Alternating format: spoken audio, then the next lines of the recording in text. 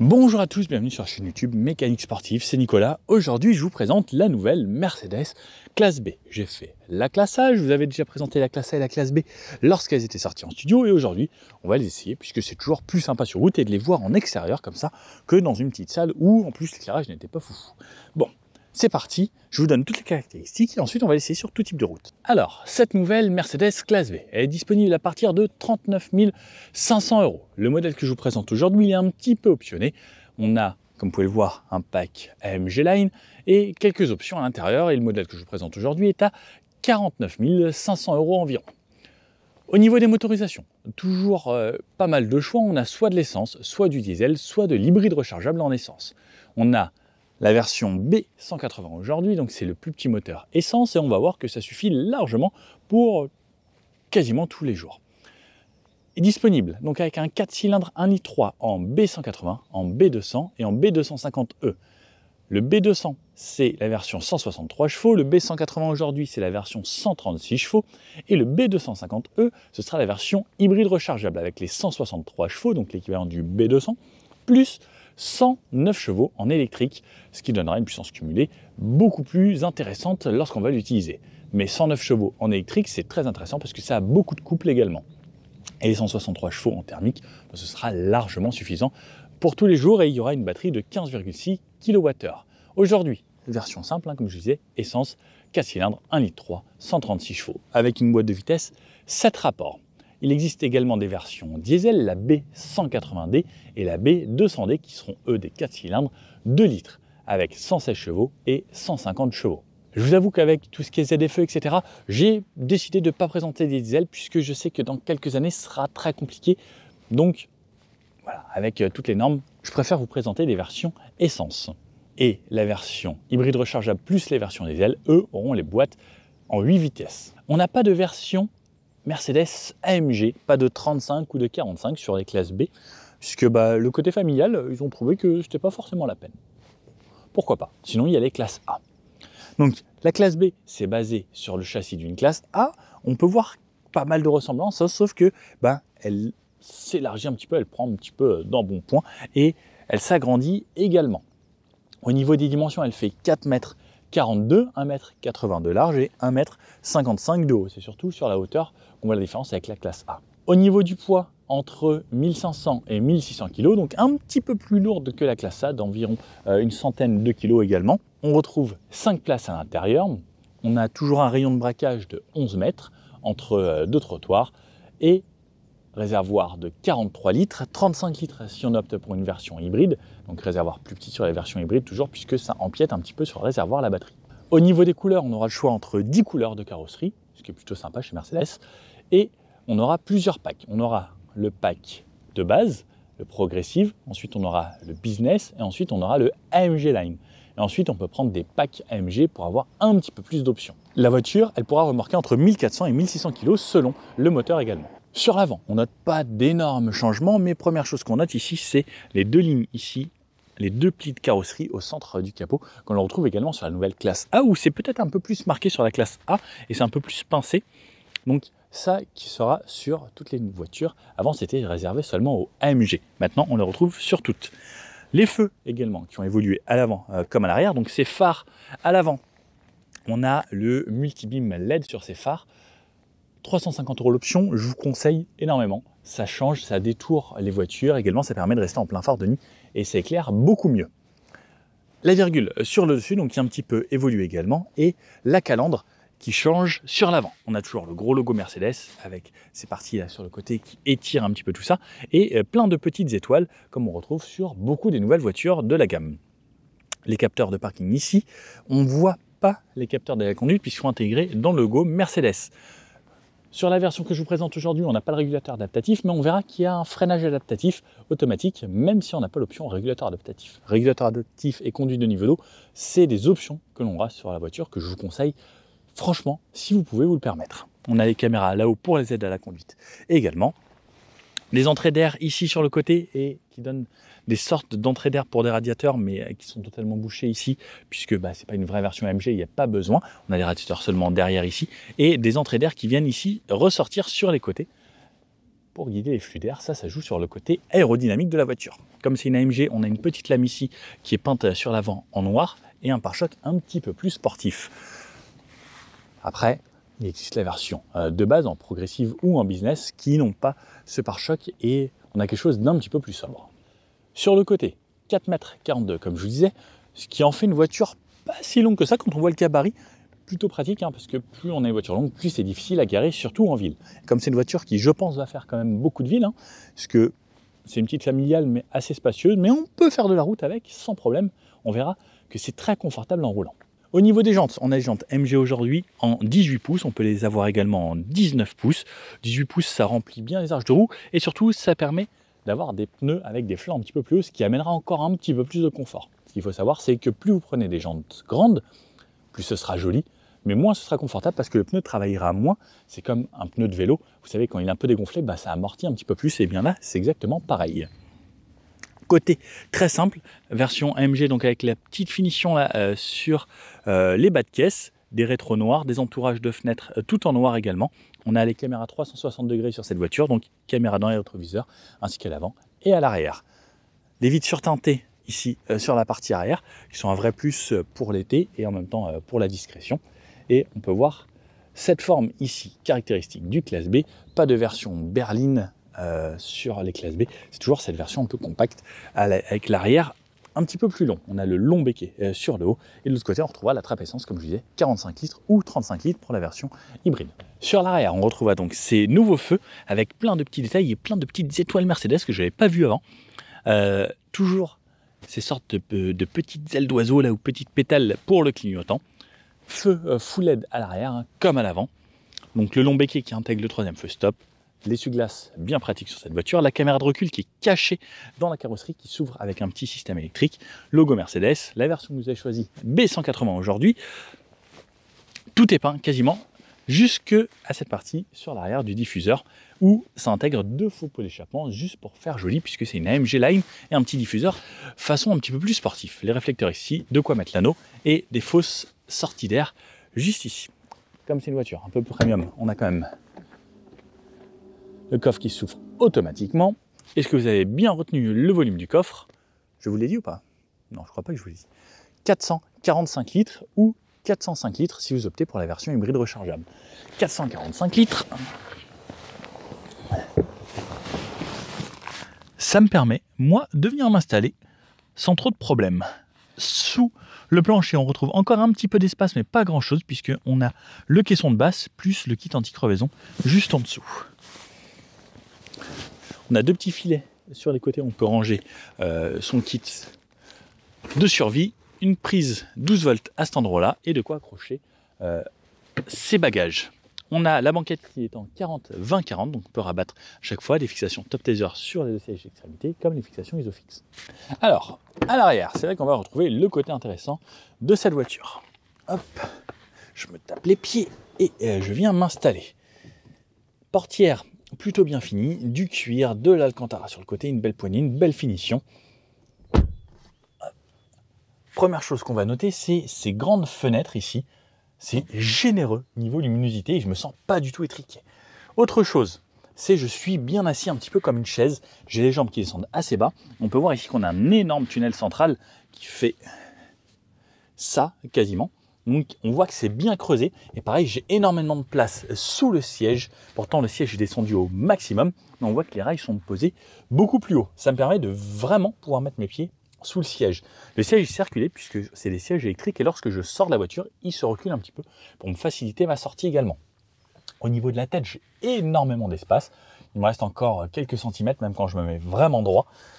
Et ben, à l'arrière, en tout cas, c'est très spacieux lorsqu'on est sur les places sur les côtés. On a des petits rangements sur les portes.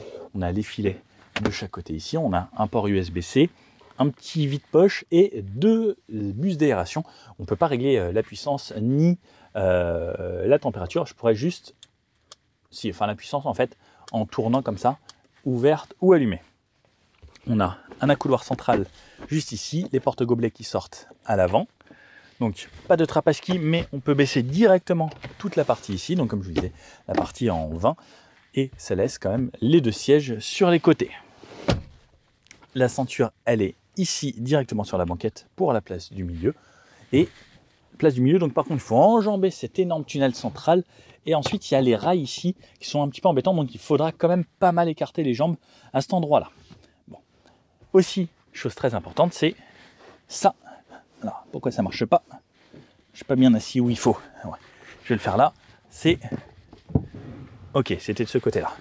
Donc, on a la banquette qui s'avance sur 14 cm. Ça aussi, ça joue énormément sur le volume du coffre. Alors par contre, si je l'avance à fond, quoique, même si je l'avance à fond, et si j'étais quelqu'un d'un peu plus petit, même avec le siège reculé comme ça, au final, je serais encore pas trop mal. Donc, cette partie-là en 2 tiers, 1 tiers, qui s'avance ou qui se recule, ou sinon, ce siège juste ici, pareil, qui peut s'avancer de 14 cm. Et regardez, là je suis avancé de 14 cm, alors c'est peut-être pas forcément l'idéal pour vous, ou à peu près, mais j'ai encore de la place pour les genoux. Pas mal ça. C'est une bonne nouvelle. La ceinture qui reste sur le côté, on a même un petit endroit de quoi la bloquer avec un petit trou, et je peux baisser donc de cette façon, et là on a un plancher quasiment plat jusqu'au bout du coffre. Ça c'est plutôt pas mal, et la ceinture est sur le côté. Et on peut voir que les dossiers sont réglables sur plusieurs niveaux d'inclinaison. Et ça, pareil, je trouve que c'est un vrai confort. Donc hop, là, alors soit très droit comme ça, vous imaginez, si en fait on ravance le siège, plus ça, on peut vraiment augmenter le volume du coffre. Ou sinon, je peux me mettre soit très droit, jusqu'à plus incliné. En fait, on a une dizaine de positions. Bien modulables les places arrière. Ça fait plaisir, surtout qu'on ait des sièges AMG, et se dire qu'on a le côté un petit peu sportif avec la modularité. Un vrai plus. Bon allez, on passe à l'avant. Ensuite, on va l'essayer, parce qu'à l'avant aussi, il y a quelques petites nouveautés. Allez, je vous emmène avec moi directement sur les places avant. Comme d'habitude, on commence par la portière qu'on vient d'ouvrir. Comme vous pouvez voir, grande fenêtre également ici. Version AMG Line, donc aujourd'hui on a les surpiqûres, du cuir, une sorte de carbone. De loin, on aurait l'impression de carbone, mais c'est pas du tout carbone, c'est des triangles ici. On retrouve de l'Alcantara sur cette partie avec toujours les surpiqûres. Une finition assez agréable. Les fenêtres, de quoi régler les rétroviseurs. Le verrouillage de la voiture se fait ici. Le réglage des sièges sur plusieurs positions, donc ça c'est des options que l'on peut avoir. Et les sièges chauffants sur 3 positions, juste ici. Là on règle le dossier et l'assise. On peut régler donc hop comme ça, monter le tout, ça, et l'inclinaison. Ensuite on a ici les réglages pour le dos, si on veut gonfler les petits bourrelets dans le siège. Le pédalier avec 2 pédales, puisque de toute façon Mercedes ne fait plus de voiture en boîte mécanique, c'est que de l'automatique. Ici, donc on peut voir qu'on peut avancer le siège de cette façon pour aller vraiment derrière les genoux. Et ces sièges typés sport avec l'Alcantara et également du cuir juste ici, toujours des petites surpiqûres. Je vous ai montré les petits seuils de porte Mercedes. Ici, on peut voir qu'il y a quand même une sacrée épaisseur, une sacrée hauteur, justement pour pouvoir être creusé et avoir de la place pour les pieds. On a le réglage du volant chauffant ici, donc je l'allume de cette façon, je l'éteins de cette façon. Ça, c'est un vrai plus, le volant chauffant pour l'hiver. Allez, je viens à l'intérieur. Je ne vous ai pas montré donc l'ouverture du coffre. Comme on a un coffre ici électrique, on peut l'ouvrir directement d'ici. Allez, je me recule à fond. Ça vous permet de découvrir l'intérieur. Donc le volant sport comme ça avec double branche aux 3 coins. Et je vais vous la démarrer, ce sera plus sympa. Démarrage. Je vais couper le son. Le son est très sympa, surtout si vous optez pour la sono Burmester. Et là, j'arrive dans une ambiance que j'adore. Alors, je pense que vous aussi. Regardez comme c'est joli. Je pense que c'est une des voitures avec la classe A ou enfin toutes les Mercedes. Cet environnement est très sympa. Le CarPlay, il s'est lancé. J'ai le téléphone dans ma poche, donc j'ai le CarPlay sans fil également. Double écran, donc celui-ci qui va nous donner toutes les infos qu'on peut personnaliser, celui-ci qui sera tactile directement pour avoir tous les menus, les réglages de la voiture, le CarPlay, comme vous pouvez voir, le CarPlay fonctionne en sans fil, rien n'est branché. Les infos et autres, donc tout ça j'ai déjà fait des vidéos sur les écrans de chez Mercedes, sur le MBUX, donc n'hésitez pas à les regarder si vous voulez avoir toutes les infos, toutes les personnalisations de cet écran ici aussi, pour vous faire un petit brief rapide. Sur la gauche ici, ça contrôle l'écran ici, donc là c'est du tactile, je peux avoir la touche Home, personnaliser mes réglages sportifs ou autres, ça me change les couleurs, de l'habitacle, etc. On peut personnaliser tout ça. Moi je laisse le mode classique, on a la navigation, les assistances, la maintenance et tous ces réglages ici ou un totalement épuré. Si je vais vers le haut comme ça. Là, j'ai pas d'affichage tête haute. Quand j'ai l'affichage tête haute, hop, j'ai une option supplémentaire vers le haut. Sur le haut à droite du volant, ça contrôle cet écran ici qui est contrôlable également avec ce pad. Et nouveauté pendant que j'y pense, regardez, ici on n'a plus le pad. Justement, puisque à quoi ça sert? Puisqu'on a déjà ici, au fait, on l'a au bout des doigts, ou on a en tactile directement. Donc pour moi, le pad n'était pas forcément très utile. Et pareil, on a toujours une touche home ici qui nous ramène au centre, ou la touche retour avec ensuite de quoi aller dans la navigation ou ce qu'on veut. Navigation que je peux avoir là et sur l'écran central. Sur la gauche ici, ce sera ce qui sera régulateur, limiteur de vitesse, et sur la droite, ce sera commande vocale et volume et décroché aux appels. On a derrière le volant des palettes, puisqu'on a une boîte 7 rapports aujourd'hui, et ce n'est pas une vraie hybride, donc pas de récupération, mais on a quand même une micro-hybridation 48 volts. On verra que c'est bien pratique pendant qu'on conduit. Derrière ici, ce sera les appels de phare de cette façon. Les essuie-glaces, j'appuie comme ça, et il s'active. Si j'appuie à fond, ça me nettoie le pare-brise. Ensuite, j'ai les modes automatiques ici, et essuie-glace à l'arrière, clignotant. On peut voir, il est vraiment très discret. Et sur la droite, ça va être pour passer les rapports. Drive vers le bas, ça me passe en D1 ici. Reculer vers le haut. Et comme vous pouvez voir, ça m'active les caméras. Ça me baisse le rétroviseur là-bas. Et comme vous pouvez voir, j'ai des caméras 360 degrés. Et je peux également tourner autour de la voiture de cette façon, avoir les côtés ou l'arrière ou l'avant. Et également, il y a le parking automatique. Donc si j'avance et qui détecte des places de parking, vous voyez, par exemple ici, il me met le petit P, et lorsque vous allez rouler et qu'il met le petit P, vous pouvez avoir accès au parking automatique, donc le park assist, la voiture va se garer toute seule. Et je me remets en parking ici, et là, j'ai pas besoin de ça, donc hop, je retourne juste ici. Le volant, très joli également, assez gros sur cette jambe de volant. On peut voir ici qu'on a de la perforation sur le cuir, et ensuite un cuir lisse avec des surpiqûres rouges sur cette version AMG. Un aérateur de ce côté-là. Un petit peu plus bas, on a tout ce qui va être feu. Je vous conseille de laisser le mode feu automatique, surtout si vous avez choisi pour le multi-beam, ce sera juste parfait. Ici, on règle l'intensité de la luminosité à l'intérieur et frein anti-brouillard, feu anti-brouillard. Et de ce côté-là, ce sera le frein à main qu'on aura juste ici. Le pédalier, je ne sais pas si vous pouvez voir, là, il est illuminé en bleu puisqu'on a l'éclairage qui s'est allumé. C'est très joli. Un aérateur là, 3 au centre, un tout au bout, et toujours cette partie vraiment très très cool avec ces trucs d'avion un peu turbine, c'est joli. On démarre la voiture de ce côté là, on peut désactiver le start and stop juste en dessous. Les aérateurs ici, donc on peut les activer ou les désactiver de cette façon, et ensuite on a tout le bloc clim juste en dessous. Ça, c'est toujours bien pratique qu'il y ait le bloc clim en physique plutôt que d'aller chercher dans un menu, mais ensuite je peux quand même avoir accès à un menu directement climatisation. Comme on peut voir, c'est assez réactif, mettre la température, la puissance de ventilation, etc. Mais je peux tout faire grâce au raccourci que j'ai juste ici. Les warnings, c'est tout ici. Ensuite, console laquée ici, un petit endroit où c'est un petit peu caoutchouteux pour pouvoir avoir quelque chose d'antidérapant. On ouvre, on retrouve double porte-gobelet, de quoi connecter son téléphone ici avec le câble, et on peut avoir même le rechargement sans fil ici par induction. Double porte-gobelet où on peut mettre, si on a des petits gobelets ou des petites canettes, grâce à ça j'adore à chaque fois cette petite option, et je peux refermer. Les dynamic modes, ça va être les modes de conduite, donc on a comme toujours le mode confort, éco, sport ou individuel que je peux personnaliser comme je veux, par exemple avoir le volant en sport et le moteur en confort. Le volume, ici j'ai toujours cette touche là où je peux le faire ici en tactile, la touche mute ou la touche mute juste ici. Les caméras, si je veux activer les caméras de parking ici, pareil, hop, si je veux le faire moi-même, je peux les recouper. Et donc cette partie est comme d'habitude, toujours cet endroit qui s'ouvre en plein centre, en cuir, deux ports USB-C que vous allez retrouver ici, et un petit peu d'espace de rangement à l'intérieur, avec une moquette pour que ça fasse pas de bruit. Je vous remonte les sièges rapidement. Voilà.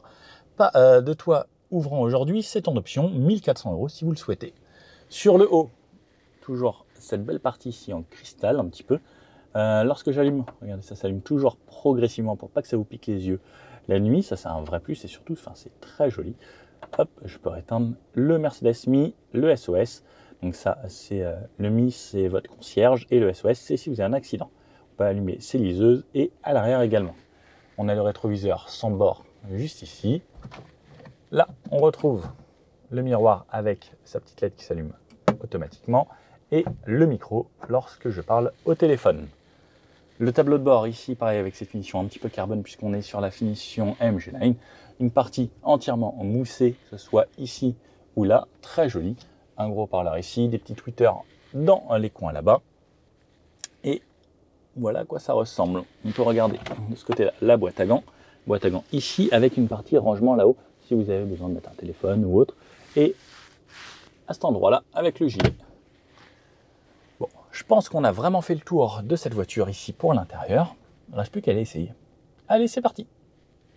Allez, c'est parti dans cette nouvelle Mercedes classe B modèle, motorisation 180, petit pack AMG, sorte d'imitation un petit peu carbone ici, l'intérieur cuir pareil avec les sièges sportifs, bon maintien. Let's go, drive, donc toujours vers le bas comme ça à l'américaine et c'est parti. Donc là pour me faire une bonne idée, je viens de rendre la classe A et je récupère cette classe B. C'est parti, on y va tranquillement. Donc en fait la classe B et la classe A c'est sensiblement la même chose. Ce qui va différencier les deux voitures c'est surtout en fait l'intérieur ici, le volume, les espaces et un petit peu cette partie là. Sinon grossièrement c'est clairement la même chose. La position de conduite par contre n'est pas du tout la même. Là je me suis mis au plus bas, je me sens beaucoup plus haut, un petit peu plus comme dans une sorte de SUV. Ça change un petit peu aussi le feeling de conduite, sa position. La classe A, j'aime bien, ça a ce côté plus berline, plus petite compacte. Et là, je suis positionné un petit peu plus haut tout de suite. Je suis plutôt bien installé. Et j'avoue que je préfère ma position là actuellement. On va toujours avoir cette micro-hybridation également.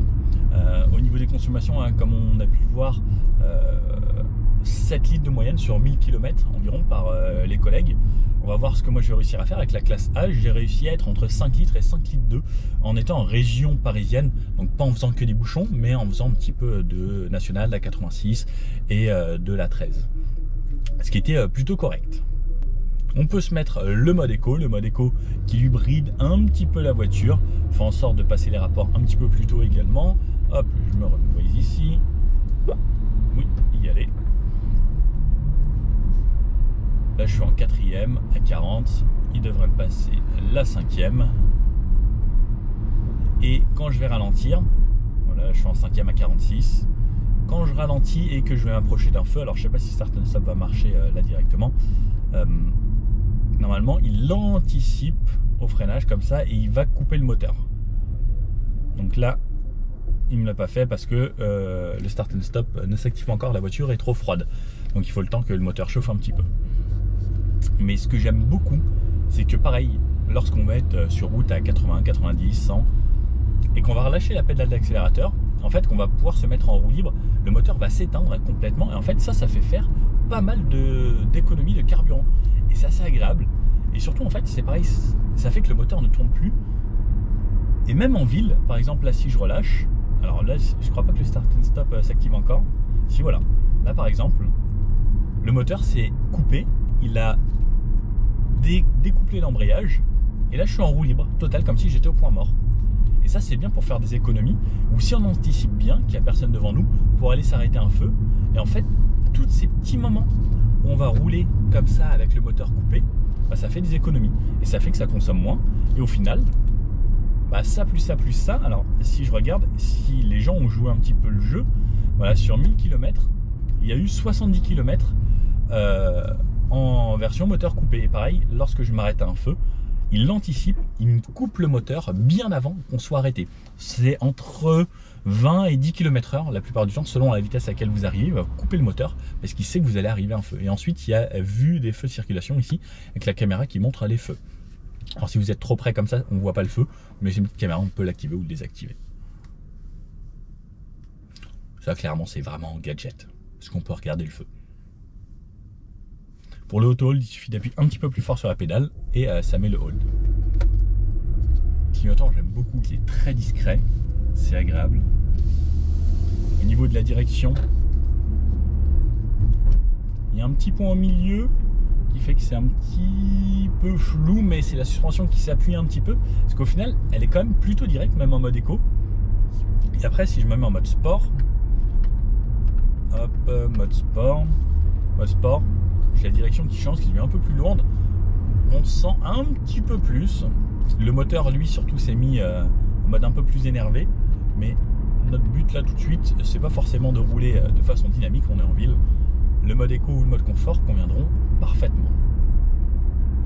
J'ai mes aides à la conduite, mon régulateur, 50 km/h pour la ville, je peux me le mettre, j'ai plus besoin de toucher au pied, sauf s'il y a un feu qui arrive, s'il y a des gens devant, ça ralentit, régulateur adaptatif, ça reste quand même un vrai plus. Si on prend l'option, on peut avoir même la conduite de niveau 2 avec la voiture qui se tient au centre des voies. Là aujourd'hui j'ai pas le régulateur adaptatif, j'ai juste un régulateur simple et un limiteur.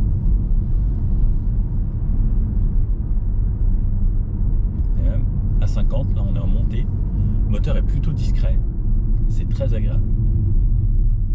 Et donc là hop, j'arrive vers l'arrêt, hop, le moteur se coupe à 20 km/h. J'appuie un peu plus fort sur la pédale, ça me met le hold. Et là je suis dans le silence. Et quand je redémarre, comme c'est une micro-hybridation, il n'y a pas de gros démarreur là, en fait ça entraîne directement le moteur et ça relance tout de suite automatiquement et la boîte vient se recoupler avec le moteur pour pouvoir relancer directement. Donc on a la boîte 7 aujourd'hui sur cette version. Selon la version, pour avoir des boîtes 8 vitesses. La boîte 7 c'est quand même déjà largement suffisant.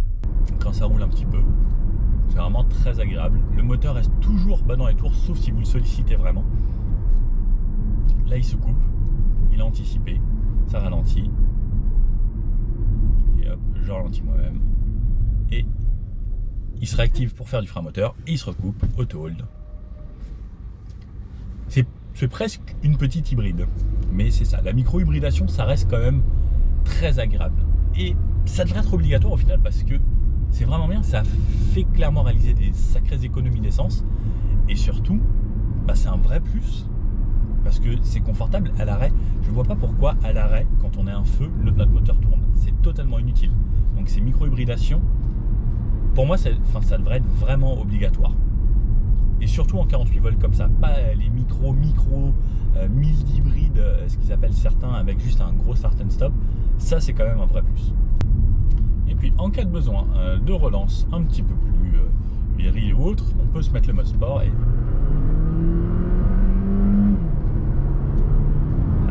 ça accélère un petit peu. Je vais pas vous dire que c'est sportif, c'est assez simple. Ça relance suffisamment, il n'y a pas besoin de plus. Allez, rond-point, test rond-point. Les sièges maintiennent plutôt bien ici. Si je me cale un petit peu, ça fait que je suis bien maintenu dans mon siège. Et il y a quand même une assez bonne accroche. Hop, attention, il y a un petit peu de monde. Et si je mets un petit peu plus de rythme, ça tient franchement plutôt bien la route. Et même si j'y vais comme ça, et ça m'emmène un petit peu l'arrière, j'ai l'avant qui s'ouvre un poil et ça emmène un petit peu l'arrière, mais c'est pas dangereux comme comportement. Et si je réaccélère plus fort, en fait le compteur monte vite, je me rends pas trop compte. Le moteur, on l'entend un petit peu, mais il n'est pas vraiment bruyant. Là je suis à 3000 tours, forcément on l'entend un petit peu, mais on sent que c'est agréable. C'est pas un petit 3 cylindres et ça fait plaisir. Et il y a des reprises franchement suffisantes pour pouvoir doubler correctement sans en faire trop non plus. Allez, on va aller s'insérer sur du plus roulant. Voilà, c'est une route à 110, j'espère qu'il n'y a pas trop de monde, mais c'est vrai qu'il y a quand même un petit peu de monde, toujours la Tour Eiffel en fond. J'adore cet endroit, chaque fois que je passe ici. C'est top parce qu'il y a Mercedes pas très loin, il y a Toyota pas très loin également. J'adore voir ce lieu à chaque fois, la vue de Paris de haut, c'est très très sympathique. Bon, je crois qu'il va y avoir un petit peu de monde, je vais peut-être me refaire mon bout un peu plus tard. Donc on va quand même s'insérer. Là je suis en mode confort, ça roule, on est bien, on s'insère, 80, 90, j'arrive à 100. Enfin, vous entendez dans l'habitacle, c'est quand même très bien insonorisé. Là je suis à 100 km/h, je suis en 7ème, 1900 tours minute à peu près, entre 1800 et 1900.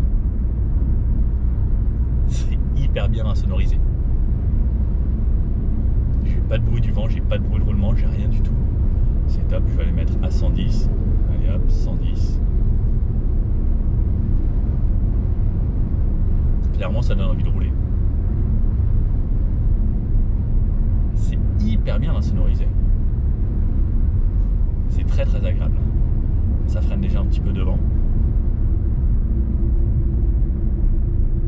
Là, on voit qu'on est quand même dans une voiture premium. C'est facile, la voiture s'emmène facilement. On sent qu'on a quand même une petite réserve de puissance, sans en faire trop. Clairement, on n'a pas besoin de plus.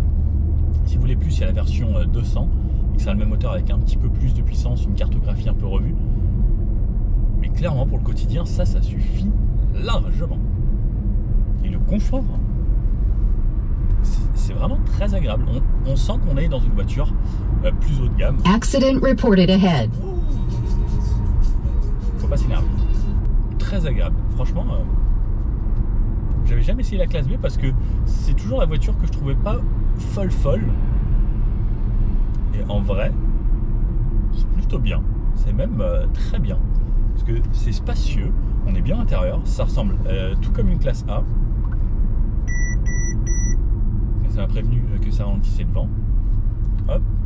C'est bien parce que là, par exemple, je regardais l'écran, toutes ces aides à conduite, ça a quand même du plus des fois pour vous aider un peu. Allez, le petit bout dans le tunnel, c'est pour voir en même temps l'insonorisation et l'éclairage. Donc l'éclairage, hein, comme d'habitude, vous avez l'habitude chez Mercedes, tout ça qui est allumé. Et je regarde ici, je baisse un peu ici également, les deux bandeaux LED autour de la console centrale, les aérateurs là-bas dans les portes, à l'arrière également dans les poignées. Au niveau du pédalier, chez Mercedes, c'est toujours très sympathique. Moi, j'ai toujours adoré ça. Voilà. Là, on est dans un tunnel à 70. Moi, j'entends quasiment pas ma voiture. Un petit peu le bruit environnant, mais c'est très bien insonorisé.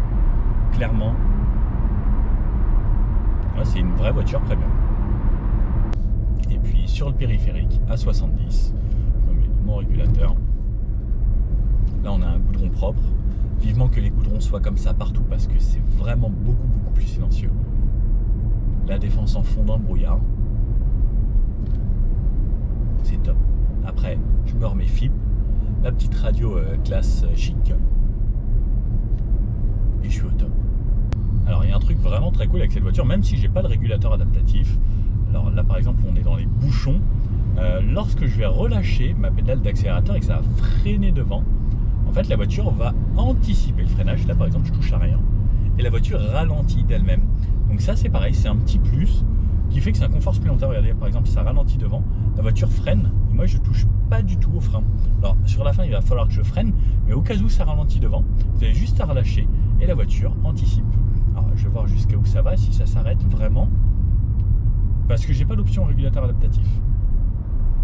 Donc là, elle ralentit, hop. Ah, ça se remet à accélérer. Mais c'est quand même bien pratique. Je vous avoue que ça, dans les bouchons, ça évite toujours de sauter le pied, accélérateur, frein, accélérateur, frein, accélérateur, frein.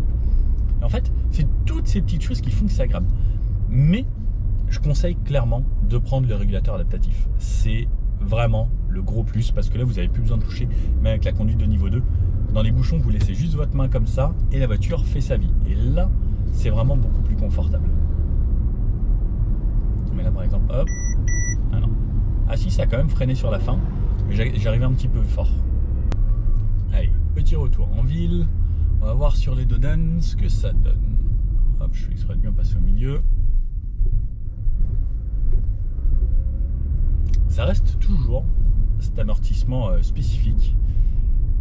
Ferme, mais confortable. Même sur les bouches d'égout ou autres. On sent que ça travaille bien sur tout ce qui est petits défauts et autres. Mais on sent que sur les plus gros, ça reste ferme. Puis même sur un plus gros freinage, la voiture reste bien à plat. Elle plonge pas. C'est assez agréable. Et même lorsque je joue un petit peu comme ça, on sent que ça s'appuie un petit peu. Parce que bon, ça reste quand même une voiture familiale, hein, celle-ci, surtout la classe B. C'est plutôt agréable. Et là, sur les gros défauts de bouche d'égout, je sais pas comment ils font ça. En fait, c'est ferme, mais vous savez, c'est une fermeté qui... C'est agréable. C'est une fermeté agréable. on sent un petit peu, mais ça reste confortable. Allez, on va se tester le rayon de braquage là, juste au bout de cette petite rue, et comme d'habitude. Donc pareil, le gabarit n'est pas trop large, on s'y fait assez bien, dans une petite rue assez étroite. Et 11 mètres de rayon de braquage, on va voir ce que ça donne sur ce mini rond-point. Hop, on tourne ici, on vient là, on braque à fond. Quand je braque à fond, bah, je monte même sur le rond-point. Ça tourne quand même très très bien. Ça, c'est agréable aussi pour la ville, parce que avoir une voiture comme ça qui braque pas, puisqu'au final c'est surtout quelque chose qu'on va utiliser en ville hein, pour le quotidien, c'est plutôt bien.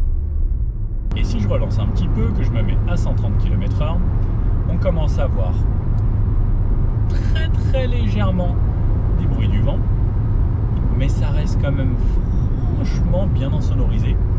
Là je suis un petit peu au-dessus même, à 135. Je me rabats. C'est top. Les bruits de roulement sont très très bien contenus. Les bruits du vent également.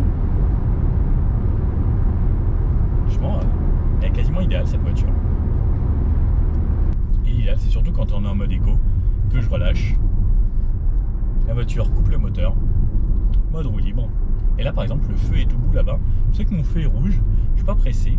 Et c'est comme ça que je vais économiser également pas mal, puisque quand on se dit les consommations, c'est tant de litres au 100 km. Mais si par exemple sur 2 km, je roule à 0, bah, ça fait énormément baisser la moyenne. Et c'est là que c'est vraiment très très cool. Par exemple là, consommer, bah, je vois pas en quoi ça aurait été utile. Vous savez, il y a plein de gens, je sais pas si vous êtes de ce genre-là, mais des gens qui arrivent à fond et qui freinent au feu quand il est rouge. Pourquoi ? Vaut mieux anticiper, roue libre, on freine doucement, on anticipe, on use beaucoup moins ses plaquettes, on fatigue beaucoup moins son truc.